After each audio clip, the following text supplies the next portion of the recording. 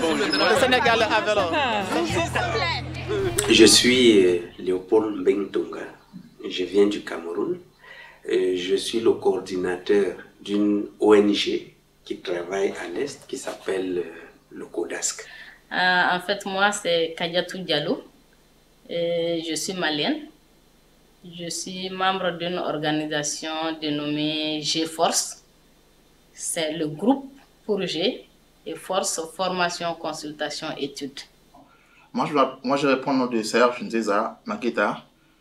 Je suis de la République démocratique du Congo. Je travaille dans la société civile, précisément dans l'organisation Conseil d'appui au développement communautaire, où je gère les fonctions d'expert et chargé des questions de gouvernance.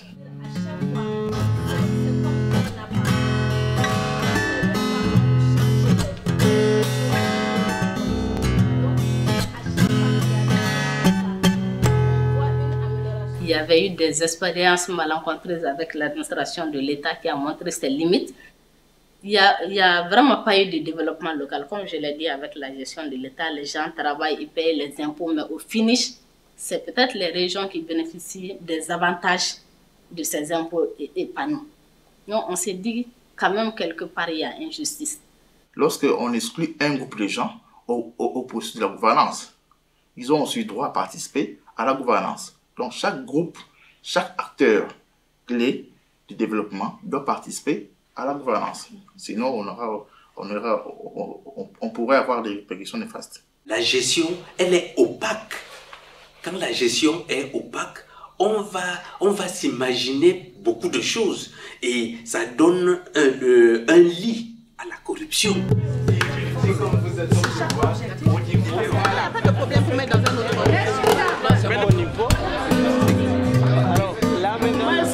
Est-ce qu'ils descendent vraiment auprès de la population pour demander ou pour rendre compte à la population? Non. Non, donc, ils ne le font pas. Ils ne le font pas.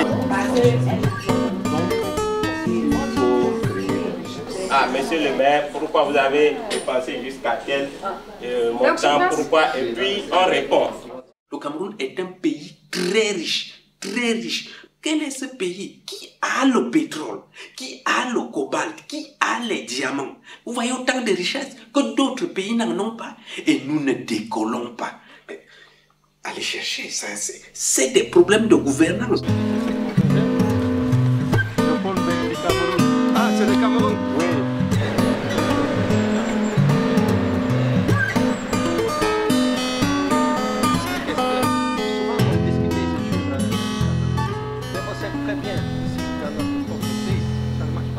Je pense que si on avait la bonne gouvernance,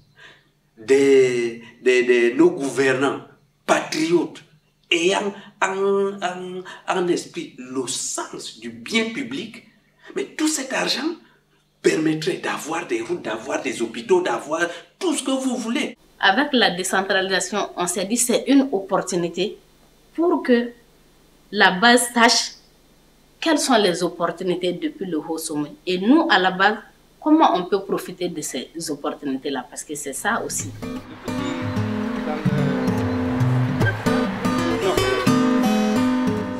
Mon rêve est que le Congo puisse se développer d'abord en mettant sur pied des principes, en appliquant